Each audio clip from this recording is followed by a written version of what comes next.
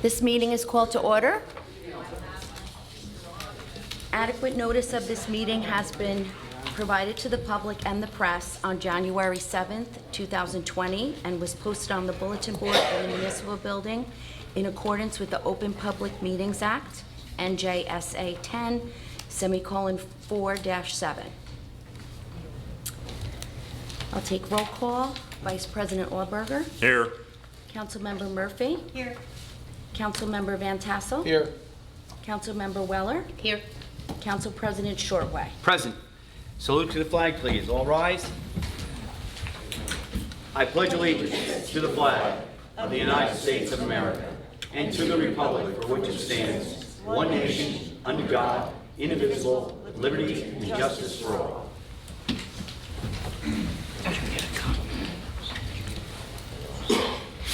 Mr. Mayor, would you please read the proclamation? Proclamation? Okay, I'm sorry, sir. No Start off problem. just as quick. Thank you. Okay, thank you. This is a proclamation for the League of Women Voters. Would you ladies please come up?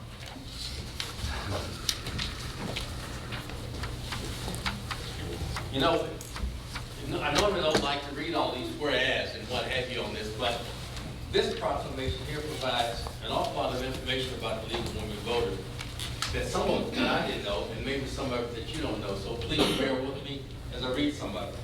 They're actually celebrating their 100th anniversary. Whereas the League of Women Voters was founded in 1920 as a mighty political experiment by the foremothers of the suffrage movement at the National American Woman Suffrage Association. And whereas their goal was to have the 20 million women who were granted the right to vote by the 19th Amendment understand and carry out their new responsibility as voters. And whereas the success of this movement and the tireless efforts over the 100 years to strengthen and uphold its mission to empower voters and defend democracy, the League has become a trusted, nonpartisan grassroots organization. And whereas the League has sponsored legislation and fought in the courts to protect and strengthen voting rights and access, and for free and fair elections, civil rights, children, community health, and education.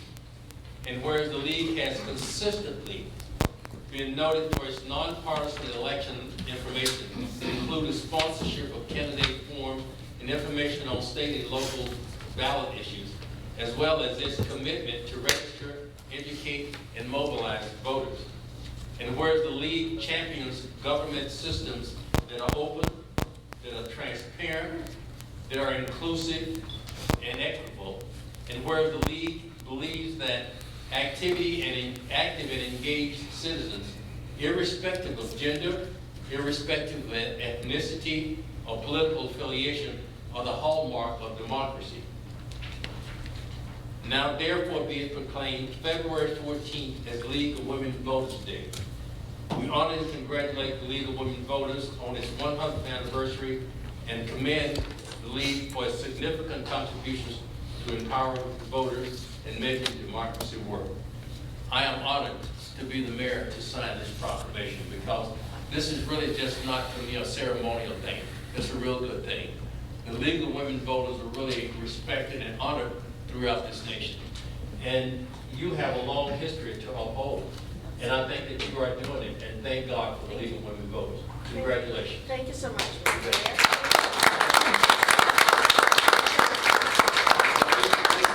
Although the mayor signed this was passed by the council. Yeah, approved by the council. So Yes. this is from our government. Thank you, everybody. Okay, thank you so very much. I'll sign this and then I'll get it to you. Very good. Thank you so much. Thank you, Mr. Mayor.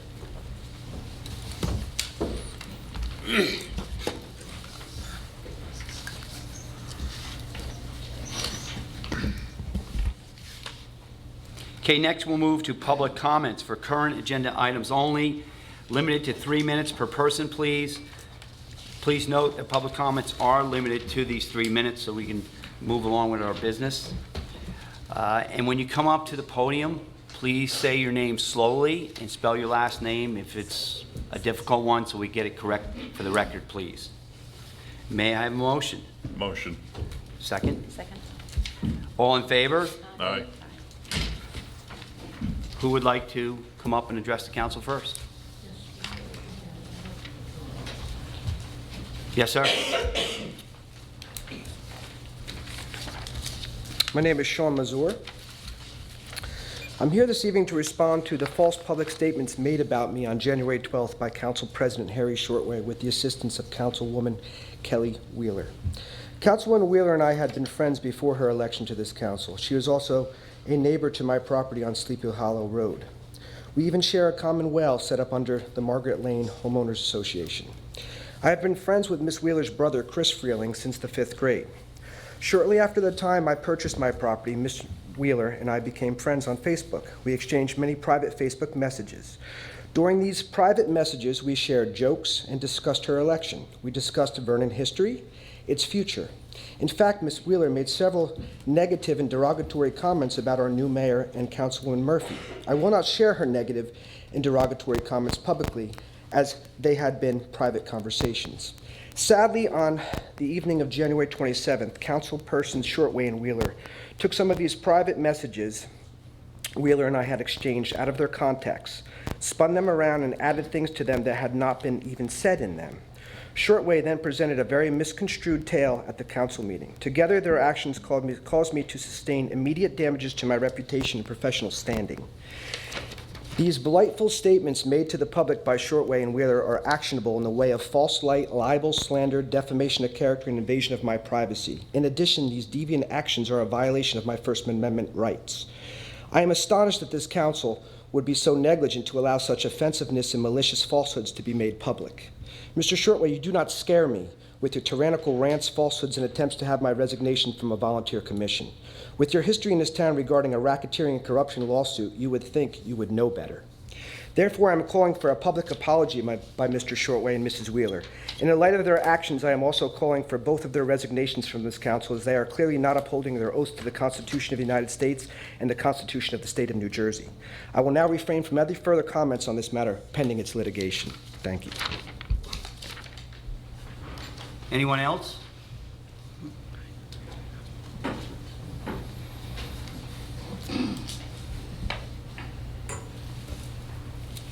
Good evening, Jesse Palladini.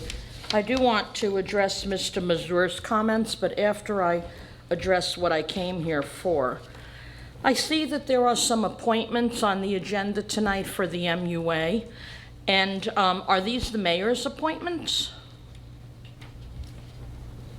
We're not here to ask questions. You make your comments. Go ahead. So you won't even answer that simple question. Are they mayor's appointments, Mr. Burrell? Mr. Council President, this is your meeting, and I only speak at your behest, but I do not want to start a precedent that we're going to engage in debate up here and answer questions. Okay. With all Okay, respect. once again, if that's a precedent, I'll be watching that precedent at every single meeting. So this council will not even answer public questions. Well, if Mr. Zielinski did in fact, and he's not here tonight, advise that appointments to the MUA are council appointments, why then did Mr. Zielinski advise that they were mayoral appointments in 2018 and in 2017? January 1, 2018, Mayor Shortway made appointments to the MUA, and on February 16, 2017, Mayor Shortway made appointments to the MUA, and throughout the Murata years, Mayor Murata made the appointments to the MUA. My concern is the appointment of Mike Fury, which I believe to be a conflict of interest because he is a paid vendor for Vernon Township and has been since at least 2011. He is the paid water operator, and he does other paid work for Vernon Township. Now he is also the paid water operator for Vernon Schools as of this past month. He was also the paid water operator, and maybe still is, for the Tennessee Gas Pipeline, all at the same time that he was Vernon's water operator and also on the Township Environmental Commission. He is the chairman of the Greenway Committee. He was the chairman of the Environmental Commission. He is now a member of the committee to disband the sewers. How many roles, paid and unpaid, should Mike Fury have in Vernon Township before they are recognized as conflicts of interest? He's paid by the town and by the schools to assess their water. Now you are putting him on the MUA when he is also on the same committee to decide whether to disband the MUA. Will he be MUA chairman next? I would put a bet on it. When Joe Tadrick was on 2 boards, one of them being the MUA, you made Mr. Tadrick choose which board he would resign from, Mr. Shortway, but now it's okay to put Mr. Fury on every board at the same time? This appointment is a conflict of interest, and it is a disgrace, and I ask this council not to approve it tonight. Is that my time? Yes. Okay. I'll reserve my comments about the outrageous statements about Mr. Mazur in the second public comment period. Does anyone else care to come up and address the council? You're it, Tom. Come on up.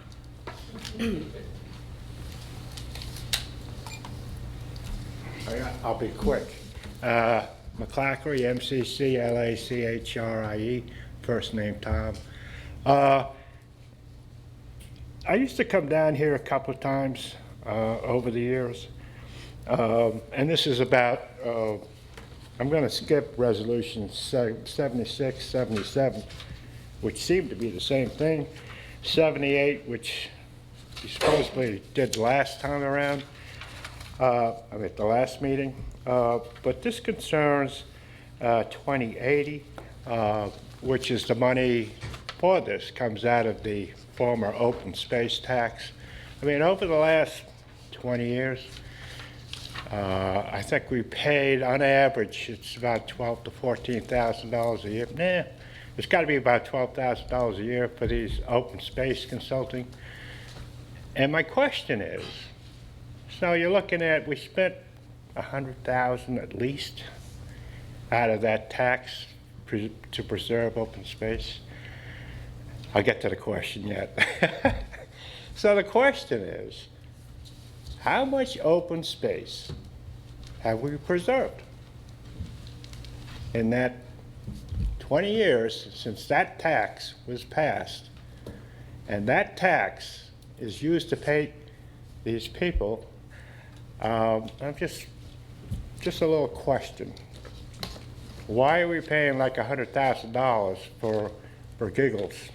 I don't think we've preserved any open space with those tax monies. All we've done is paid consultants. It seems kind of, I mean, I don't really want to pay consultants. That's me. And that's my 2 minutes. Thank you very much. Thank you, Tom. Anyone else want to come up? Okay, seeing no more members of the public wishing to come forward, may I have a motion to close the floor to public comments? Motion. Second. All in favor? Aye. Items for discussion, procedures for the municipal budget, review and approval. Would Ms. Murphy like to start the discussion? Sure. What's bringing up this discussion is January 29th, I sent an email to the mayor asking if we were, had dates and times yet of our budget meetings. And I did this figuring I would open up conversation because up until that point I hadn't even heard anything regarding the budget. And the budget is one of the council's biggest jobs that we have. I mean, it's, what I did bring you, by the way, is this is our budget workbook from 2019. It's a line-by-line workbook that we get. We have not received this yet, but this is what we get, and we review it. We have meetings. We have had meetings in the past with administration and department heads. And we can pretty much go line by line because the budget is, it's the mayor's budget when the mayor turns it over to us. Once it's turned over to us, it's the municipal budget. And it is our job to review it, consult, advise, debate. We can make changes to the budget. We can raise items if we wanted to raise a line item. Takes 4 votes. If we wanted to decrease anything in the item, it's 3 votes. We may make recommendations, which we have in the past, for items we might not think are necessary. And, you know, because after all, once the budget is passed, pretty much the township can go ahead and spend the money. So it's something to be mindful of. So what ended up happening through this little bit of back and forth was it turned out that the mayor said that, and I'm not picking on the mayor, it's just like I said, I mean, we're at this crucial point. We're now at February 10th. We do not have anything on the budget. The mayor advised us that we will get our budget workbook by Friday, the 14th, and he would like to schedule one meeting on February 19th at 3 p.m. As a courtesy, we'll be able to ask questions of department heads and administration, and hopefully we'll be able to hand them, in the 4 days we have to review, we will hand them questions in writing prior to that 19th meeting. And the reason I'm bringing this up is because within the email exchange, the mayor said the council president agreed to this meeting. I do not. I might agree to a meeting that day, but I do not agree that that is our one and only meeting, take it or leave it. This year, statutorily, I believe the township would have to have given us information by January 15th, but it's been extended. The state usually extends it, so we have to receive it by February 28th. Like I said, when we get it on Friday, we'll be able to review it.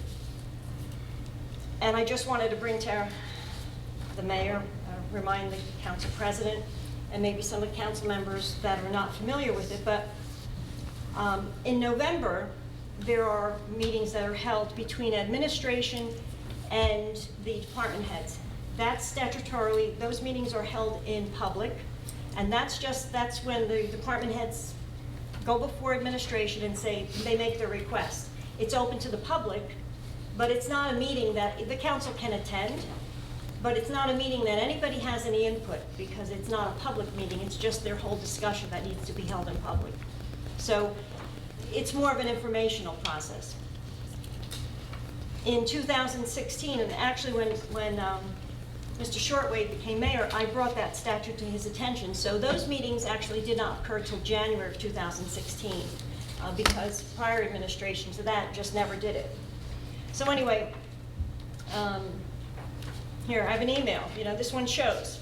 This is January 7th, 2016. And this is just for information, so I don't have to keep going on and on.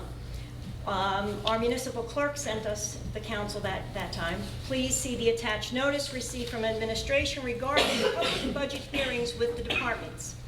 Please note these meetings are not the meetings the council will hold where you will have the opportunity to ask questions. Those meetings will be held separately. So the November meeting that should have occurred in 2015 happened in January, but those are not our meetings. So what ends up happening is 2017. Here's an email from our clerk. As discussed, the meeting on January 30th, at the meeting on January 30th, the township will be having these special meetings for the budget. We had a meeting on February 16th prior to our council meeting. It commenced at 5 on the budget. We had a second one on February 27th that started at 5 p.m. The third would be held on March 6th at 6 p.m. When received from the CFO, I will advise which departments will be coming at which times, because we would also try to make it convenient that department heads, you know, we would try to work out where, you know, maybe the police department is a large department and the DPW is large. You try not to, either you have the two of them that day or you try to schedule them on different days. We also don't require that all the departments attend. Court clerk, you know, we don't need to monitor their office supplies, everything there, you know. We may not need to have the tax collector come. The tax assessor we may require now that, during the reevaluation. So we will kind of like, there's no reason to have people come here just to say we've seen them. 2018, budget meetings were February 15th at 5 p.m. Lists all the departments we saw, and then Wednesday, February 22nd at 7 p.m. And that was, as a matter of fact, just DPW and animal control. Then we end up having a meeting. So after we have these budget meetings, we'll kind of put everything together, and we'll have a meeting that we'll make recommendations. And then, here was in 2019, we set some recommendations.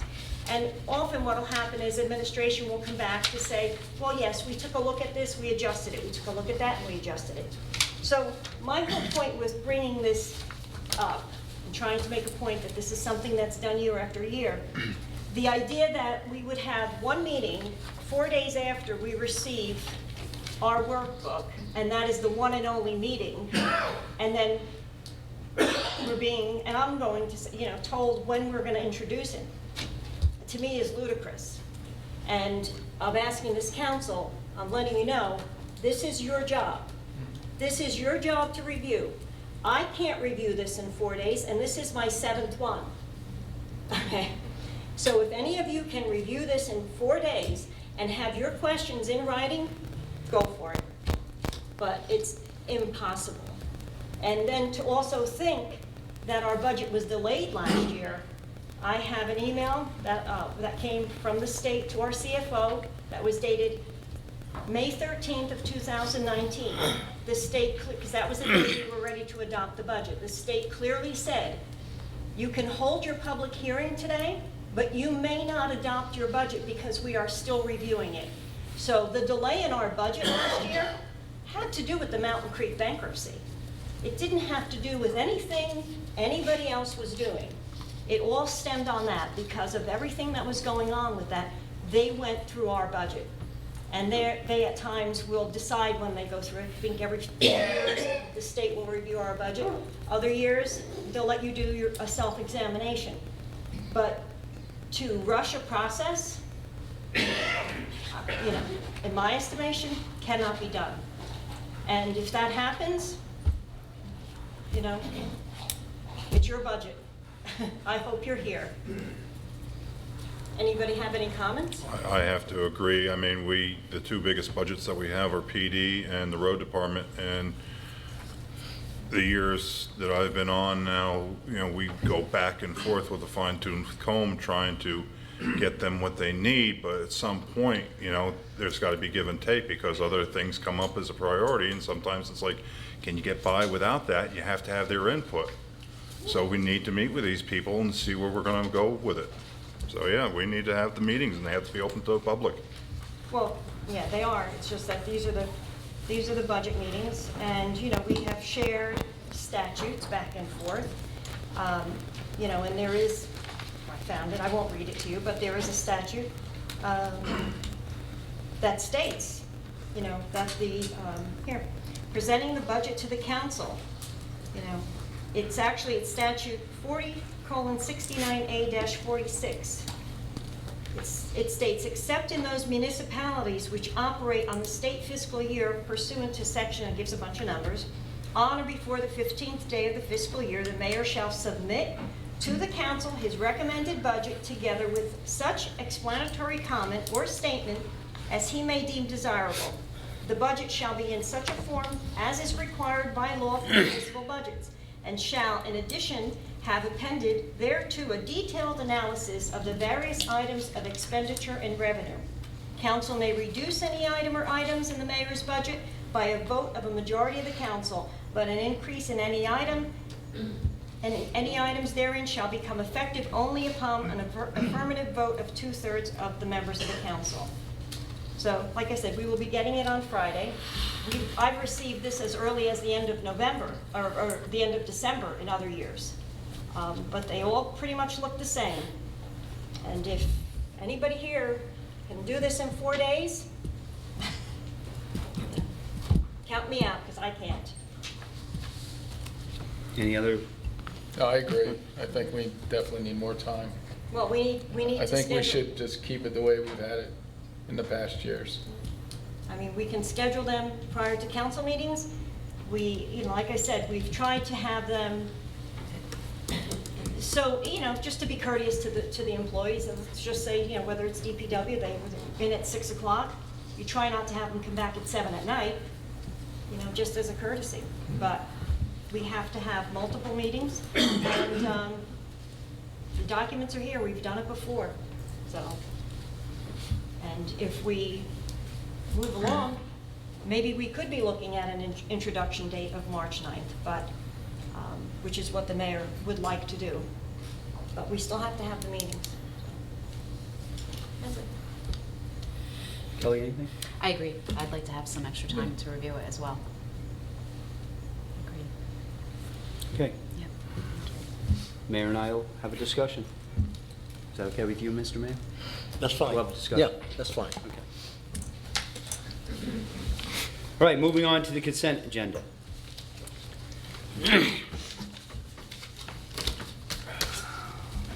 Resolution 20-63, approving a charitable solicitor's permit, Vernon Township Fire Department. This resolution approves a charitable solicitor's permit. Resolution number 20-76, cancel taxes for totally disabled veteran, Block 188, Lot 4, Haney. This resolution cancels taxes for a disabled veteran. Is this a reason that it's twice here? Part one is from the end of 2019, and the other one is the beginning of 2020. Okay. Second one, Resolution 20-77, cancel taxes for totally disabled veteran, Block 188, Lot 4, Haney. This resolution also cancels taxes for a disabled veteran. You just heard the explanation. Resolution 20-78, refund overpayment, Block 246, Lot 7, CoreLogic. This resolution authorizes a refund payment.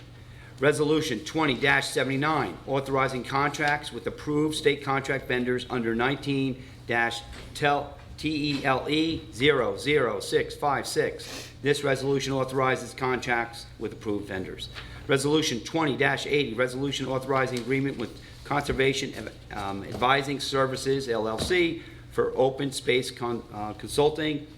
This resolution authorizes an agreement for open space consulting. Resolution 20-82, emergency temporary appropriations.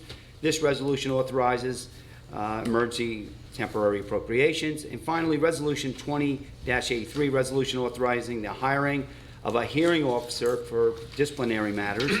This resolution authorizes the hiring of such an officer. John, did you want to pull one? Yes, I would like to separate out 2063. And that is because of a I'm on the fire department. conflict of interest? Or perceived, okay. May I have a motion to adopt the consent agenda? Motion. Second. Okay, by roll call, please. Vice President Auberger, On 76 through 83, yes. Councilmember Murphy, Yes. Councilmember Van Tassel. Yes. Councilmember Weller, Yes. Council President Shortway. Yes. Can I have a motion to, go ahead, I'm sorry. That's all right, motion carries. May I have a motion to adopt Resolution 20-63? Motion. Second. Roll call, please. Vice President Auberger, Abstain. Councilmember Murphy. Yes. Councilmember Van Tassel. Yes. Councilmember Weller. Yes. Council President Shortway. Yes. Introduction, first reading of proposed ordinance. Ordinance 20-06. Ordinance amending the salary ordinance for non-union employees. This ordinance amends the non-union employee salary ordinance.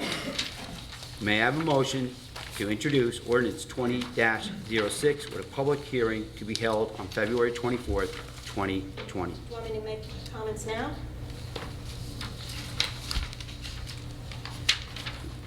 I don't care if you want to make them now, go ahead. I'm tempted to say deja vu all over again. I see that there were quite a few adjustments made from the last one, but I still have to state that some of these ranges are still excessive. And like I said, I won't go on as much as I did last time, but the chief financial officer salary is now according to the census, is at 84,660, with a 2% increase to be added on this year. The range goes up to 95,000. There's no reason to bring it. You brought it down from 110, which you were proposing before, to 107. There's still no reason to bring it to 107. The reason that these ranges were pulled back last year is because administration, in my opinion, and actually it was the rest of the council, because we did debate this issue, did not see fit for a $13,000 raise in one department for a department head and a $17,000 raise in another. Those raises did not go through at those. They went through at about $5,000. Again, the tax assessor pay right now is at $78,000. There'll be a 2% added. The top range does go to 80. I could see bringing that one up some, but not to 100. You pulled it back from 110, but why are we bringing it up $20,000? You know, so I look at these things as these ranges are being opened up. There'll be recommendations, because I've seen it happen, not because I'm making assumptions, that raises will be recommended, and the ranges will be there. You need 3 votes. You'll attempt to get them, and you'll be moving on. Here, construction code official, 81,183. Range goes up to 90. Okay, you were proposing 110. It's pulled back to 105. Still a big range. Title of land use department head still should say administrator. That's what the title is. You know, I could go on and on here. I mean, it's again chief of police. There's no need to bring it up to 185. It's at 175. The pay right now is at 156 with 1.5% a year. I mean, why are we opening it up? By the way, do any of our department heads, do they get any comp time? Do they get comp time at all? Yes. They do. So, in my estimation, But it's excuse me? not, it's not the same as the unions. The unions get comp time in a manner of time and a half for time. This is time for time. So it's, But a department head is a salary, so you're giving comp time to a salaried employee. yes. I don't know what world some people live in, but it must not be the same one I live in. Outside of Director of Community Affairs, salary right now is at 50. The range goes from 45 to 65. Why do we need to bring it up to 70? By the way, the secretary to the clerk, has there been a change in that title? That position is a clerk 1. Has there been a change in that employee's title in that department? Not that I'm aware of. Okay, then, I guess, is that employee still the deputy registrar? Yes. Okay, so we've crossed out the deputy registrar's stipend. So we're not going to pay a stipend to the deputy registrar any longer, is that it? Correct. So is the title changing? Now, I believe the stipend right now that employee receives is $4,500 Correct. a year. So we're crossing out, we're not paying that stipend any longer? Correct. So is there a pay, is there something changing in that position? The person is eligible for a promotion to a higher title. To a clerk 2? Yes. Okay, that was my question. Just wanted to make sure we were not taking away because of a stipend. Understood. Like I said, based on these, I could see some of these adjustments, but I'm just going to continue saying the same thing over and over again, because we're seeing this now. I'll say it next time. You'll probably go ahead and introduce it. I'll say it again. I've said it. I spared the 2 of you. You were on the phone last time.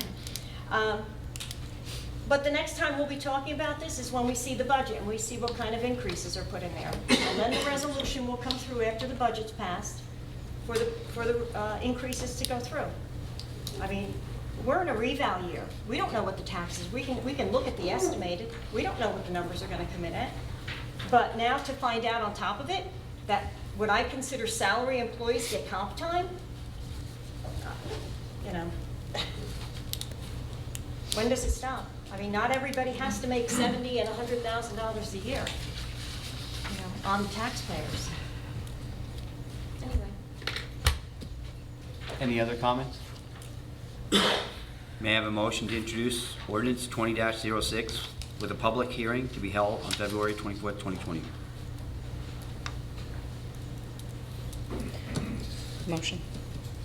Do I hear a second? I'll second it. Roll call? Vice President Auerberger, No. Councilmember Murphy, No. Councilmember Van Tassel, No. Councilmember Weller, Yes. Council President Shortway. Yes. Motion does not carry.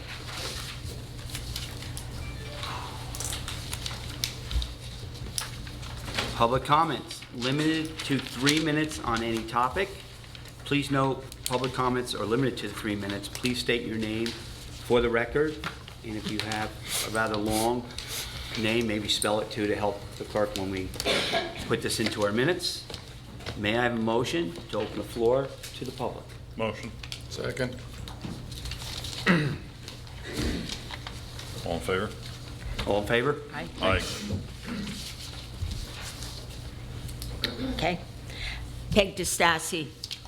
I had just a comment on resolutions 2079 and 2080. The explanation is a repeat of the title. There's no information given whatsoever what either of these mean. In the future, would it be possible to have an explanation put under instead of a repeat of the title? That's all. Thank you.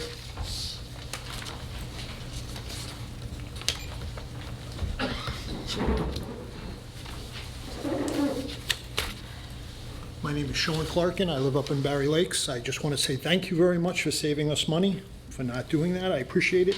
I heard the public hearing was what date? Could I get that date? February 24th, I believe. Let me check for you. Okay, can we get that on the Well, web? it didn't pass. It didn't pass, so you're not having a public hearing? No, there would be no public hearing on that specific ordinance. Okay. Is this going to come up again? Because I've seen this come up twice now. We've tried to increase these salaries. Is it going to happen again? Do I need to keep looking out for this? So it's going to be up to the administration. Okay, because we defeated it twice. So you're going to sneak it in sometime when nobody comes?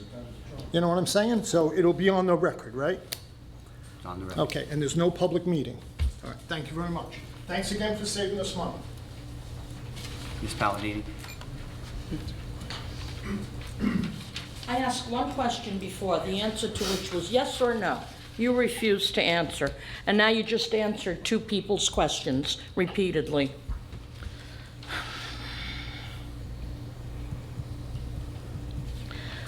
First, I want to say that I'm very upset about what happened to Sean Mazur.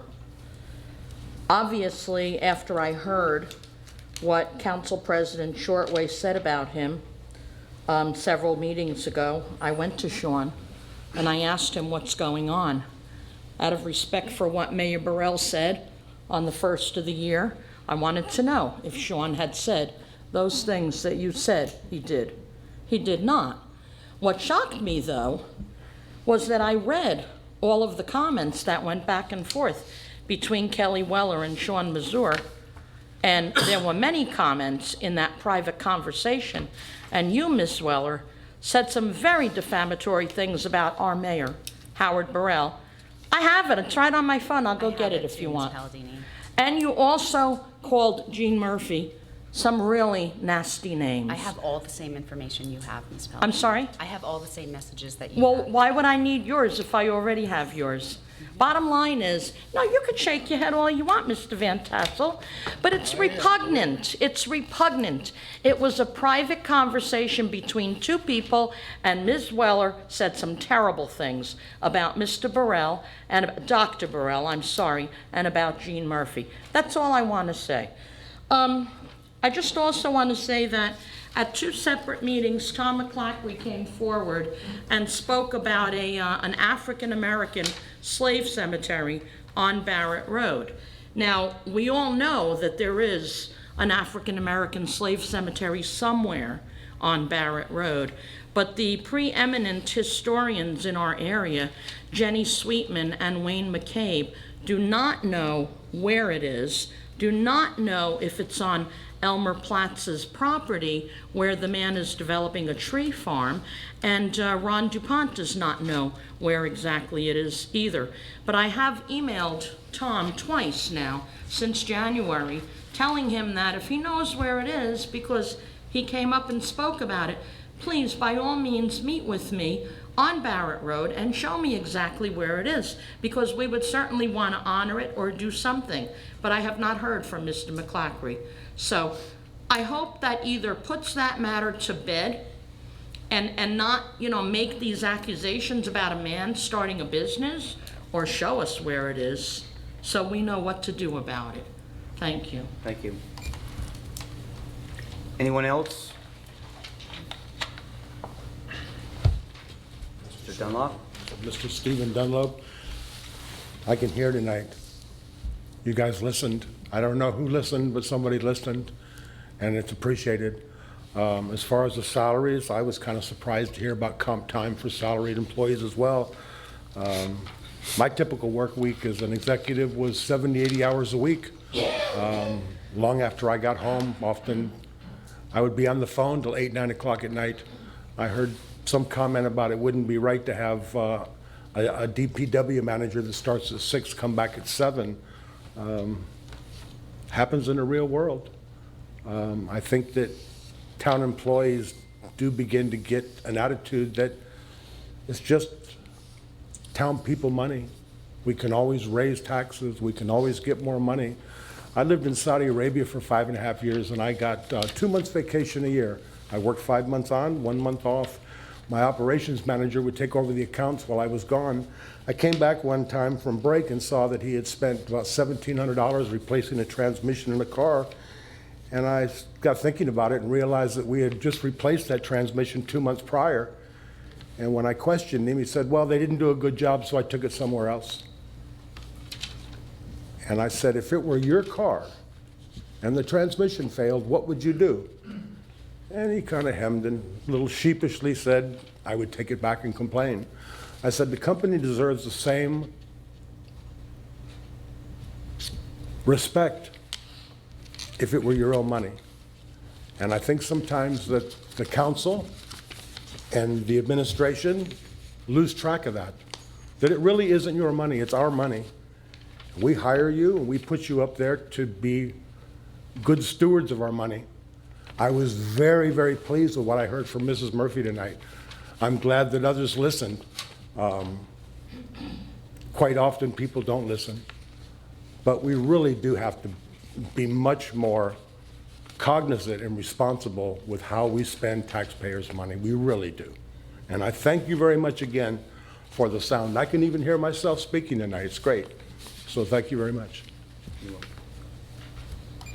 Anyone else?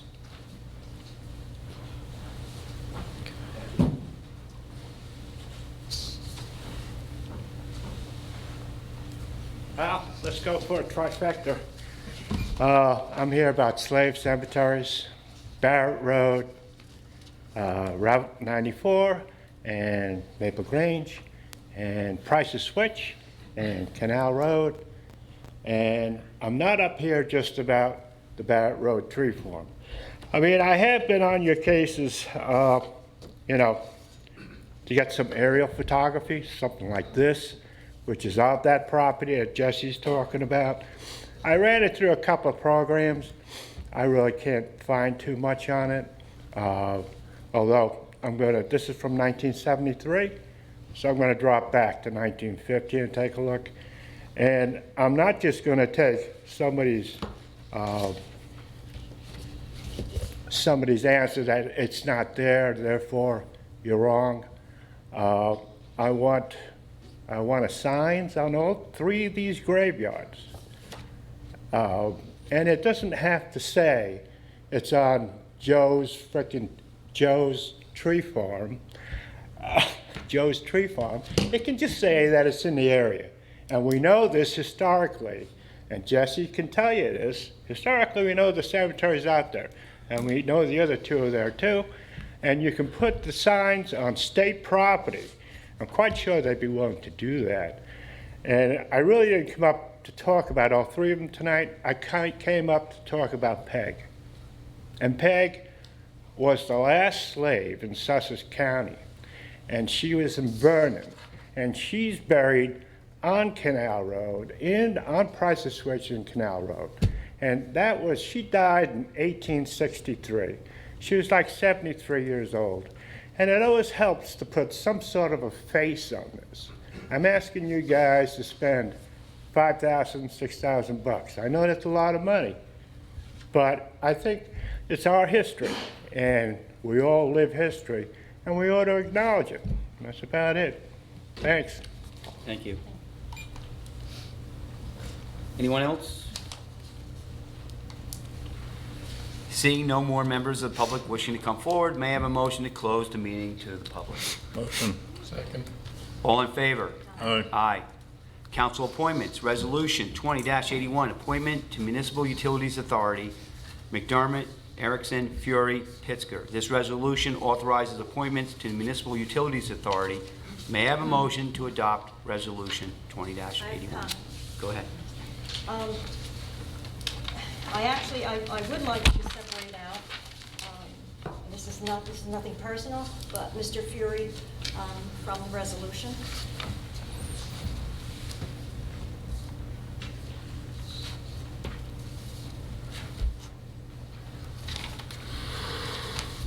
Any other comments? Can we have a motion to vote on the first three then, with Mr. Fury being separated out? Motion. Second. Roll call, please. Vice President Auerberger, Yes. Councilmember Murphy, Yes. Councilmember Van Tassel. Yes. Councilmember Weller, Yes. Council President Shortway. Yes. Motion carries. May I have another motion for Mr. Fury's appointment to the MUA? Motion. Go ahead. You wanna go? No, Well, can we get a second? yeah, go ahead. Second. You know, with a lot of that's been going on, especially what the mayor said at the beginning of the year, and I'm not pointing blame at anybody, but there is, first of all, actually, I'd just like to comment, it was something now that I thought of, is that at the reorg meeting, Council President, you recused yourself from voting on the appointment for the water company, but you made it that it was personal because of your friendship. So I'm just questioning whether or not, because you'll be accused of a conflict. So I'm just mentioning that. Like I said, it's not my conflict, so I don't care. But I'm just stating that, you know, during the reorg meeting, you recused yourself, and you did say that he was a friend, and then also that he did work for free in testing water. But, you know, given the climate of the town, and everybody's saying, oh, we all need to get along, we all need to get along. Well, I'm not on Facebook, but I am on Facebook. And at the drop of a hat, people put up little posts. Oh, we didn't like how she voted. Isn't it time to recall her? Unfortunately, like I said, I'm forced to, and I like the gentleman, but I believe that he's involved in a Facebook page where if you're going to say you've been targeted as the council president, so have I. And you know what? I don't think anybody belongs on a commission or a board that's doing this. So there's my, and like I said, I've had conversations with the mayor. And it's, as people get up and say, oh, well, the mayor said this. Well, geez, I went into the mayor and said 2 days later, well, here it is. Here I am. And I don't sit up here and say, oh, you did this to me, because it's personal. And that, you know what? Like I said, people saying things about me, I don't care. They've said a lot. You know what? Just let it roll off, because you can't let the personal items take over for what the job is up here. The job here is this. You want to say you don't like me? I really don't care. But I don't think that our boards should be representative and staffed with people that are championing this behavior. That's all I have to say. Counselor, would it be a conflict of interest when I recused myself because there was a financial contract involved, and this is a voluntary position based on friendship? No, it wouldn't be a conflict. You know, the main source of a conflict would be under the local government ethics law. You know, based on the discussion this evening, I haven't heard any facts that would be in contravention to that body of law. Okay, thank you. Any other comments? Can we have a roll call, please? Yes. Vice President Auerberger? Yes. Councilmember Murphy? No. Councilmember Van Tassel? Yes. Councilmember Weller? Yes. Council President Shortway? Yes. Motion carries. Mayor's report. Thank you. Please. You know, when you're in the business of when you've been elected by people and you try to look for some kind of accomplishment, you take a lap anywhere you can find it. And this is my 41st day as mayor, and I did promise at the last meeting that we would make sure that people could hear at the next meeting. And I think you can, am I right? Yeah. So, you know, I've got to pat myself on the back for that, at least, really. I thank you, Mr. President, Council, for giving me this opportunity. You know, in part because a council meeting is the proper place for our citizens to bring those things and those issues for which they are dissatisfied. Our town council meetings naturally focus on things that are not normally positive. I want to use my comments tonight, though, to highlight a positive about Vernon Township. As I talked to various residents around the town, I first asked them to share with me the things or issues that they believe that I as mayor and the council should be addressing. You know, after I get their list of things that are important to them, I follow up by asking them to share with me what is it they like about living in Vernon Township. One of the things that they frequently mention to me is a sense of safety and security that they feel about living in our town. They also frequently comment on the close and on the friendly and supportive relationship that they have with our town's outstanding police department. Well, that sense of safety and security that our residents frequently report feeling has been recently supported by an organization that uses FBI crime statistics to determine what they believe to be both the most dangerous and the safest municipalities and states in which to live. The FBI collects data in 8 crime categories. These categories are as follows: categories of arson and aggravated assault, burglary and larceny, motor vehicle theft and robbery, and rape and murder. These FBI crime statistics are weighted for individual states and municipalities. And using these metrics and this method, Vernon Township was selected as the 24th safest municipality in the United States of America. That made me feel awfully good. I spoke to Chief Dan Young about this recognition, and he has informed me that in addition to the work of our town's outstanding police officers, he believes that this recognition is also a reflection of the positive community and educational events that our town conducts as a way of informing our town residents of the law enforcement and safety related services that's not only available in our town, but that's available in our county. He also pointed out to me that the Vernon Police Department has worked, and they continue to work, hard at informing and providing residents with various alternatives in dealing with drug abuse and addiction issues, which quite frankly is a source of much of our nation's crime. He cited, for example, the CLEAR program, a program which has enabled the Vernon Police Department to join with others in the Sussex County law enforcement community to form a collaborative network of professionals in our community who will facilitate medical intervention and who will facilitate improved access to treatment and recovery support for those struggling with drug addiction, but who also seek assistance. And this program allows those individuals to seek this assistance without fear of arrest or prosecution. This approach makes a positive difference in the quality of life for those individuals and their families, and it makes our entire community safer. So it is for this reason that I've chosen to use my mayor's comments to highlight this positive recognition for our town, and to thank and recognize the valuable role that our outstanding police department is playing in making our town a good place to live and to raise a family, and a good place for a business to locate and prosper. And I quite frankly hope that that's one of the things that makes the press, because I think it's a good thing. Thank you, Mr. Council, Mr. President, and Council.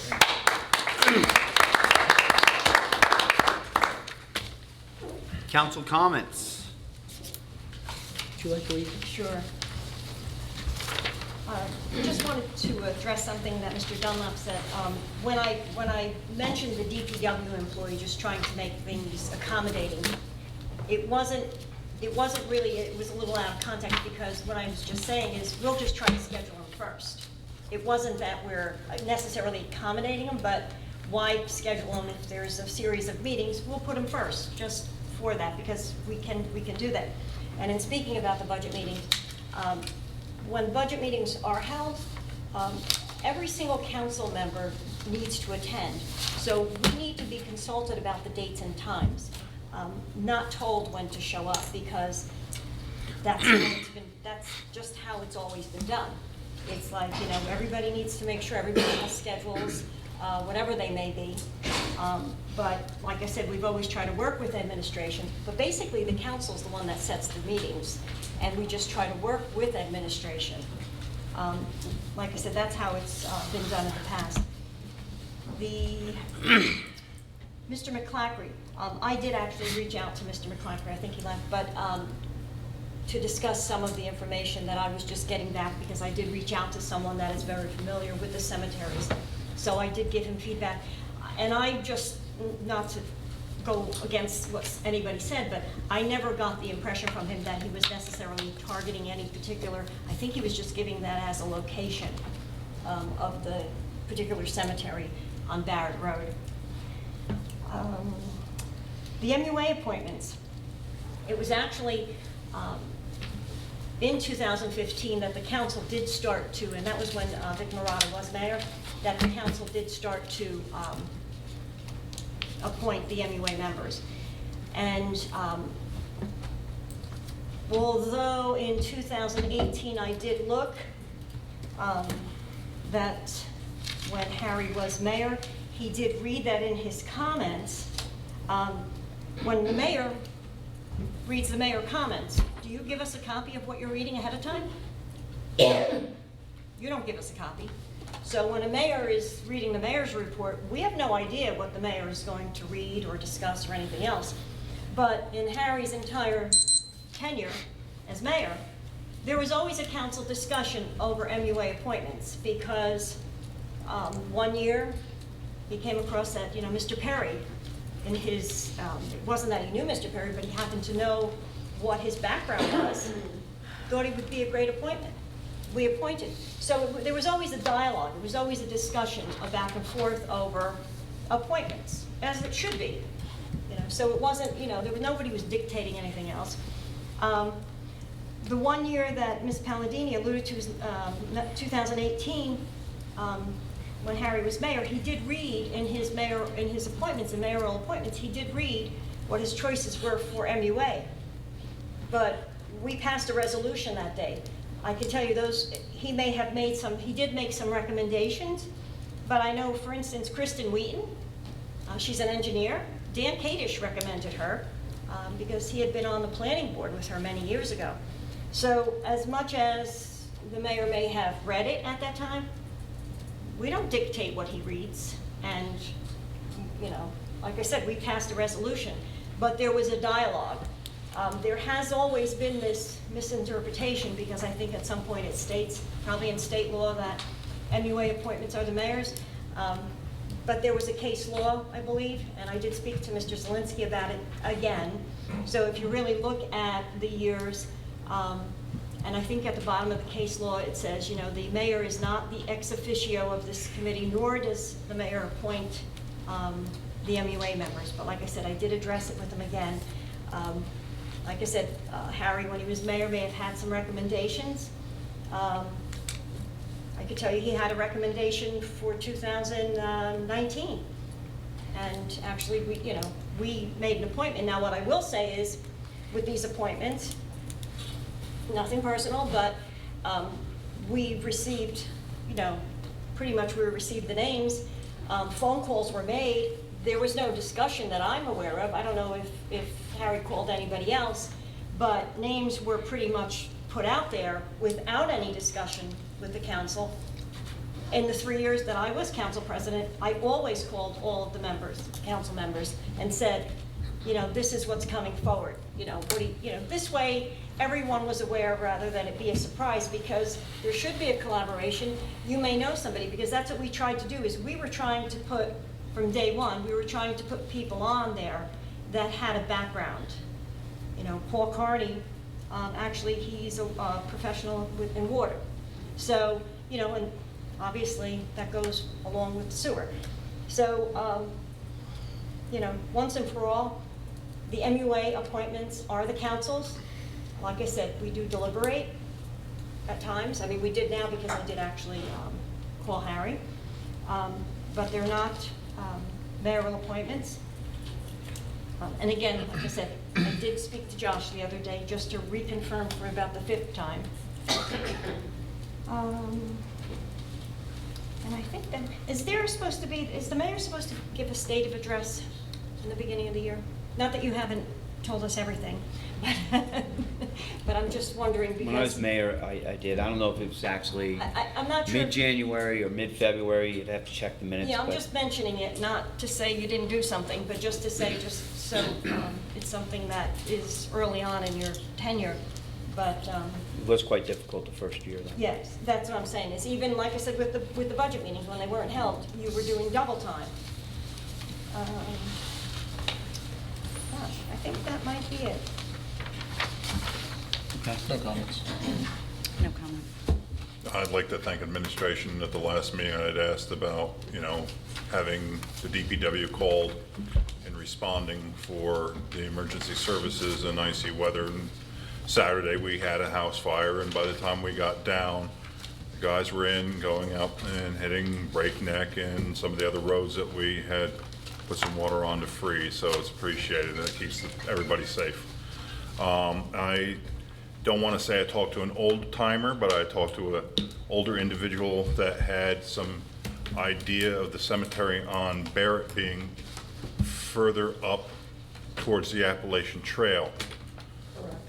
On top towards the little house that the state owns, the opposite side of the road. It would be the downhill on the right-hand side in there. And that there was an empty lot that was in Berry Lakes that had stones that you could not read.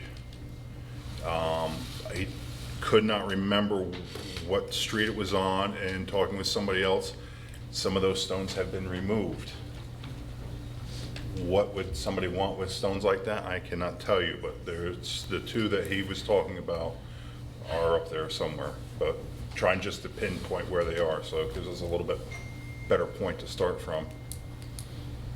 And that's it. Oh, and the fire department and the first aid will all be soliciting. Please donate. Town hasn't passed the budget. What road is it in? You're gonna go there twice? Great, and I'll go. Anything else? Tim? That's it. In the summer and fall of 2015, I was going door-to-door campaigning for being the mayor. And I really could not believe how many houses were in disarray, falling down, and just blight, just plain blight, including some of those that are in my neighborhood. So for the first year, really nothing got on because the mayor can attest to, there's a lot that gets put on your plate that first year. Yep. But when Mr. Selinsky came on as our attorney, he said, we need what I called a zombie building ordinance to start cleaning up these neighborhoods, to force these banks and financial institutions to put these houses on the market or fix them so we could increase our real estate values. And he said, I know the guy who can get this done, and it's Mr. Towns. He did it in East Orange. And I want to thank you, because you are cleaning, your work has cleaned up neighborhoods. And I never intended it to bring a revenue source, but last year alone it brought in $220,000. More importantly, homes are selling. We heard that tonight. Houses are being fixed and are being sold. So thank you very much for your efforts there. I think consider it very successful in what you did to help this town. Thank you so much. Thank you. Thank you. Thank you, everyone. That being it, can I have a motion? Motion to adjourn. Second. All in favor? Aye. Aye. Excellent.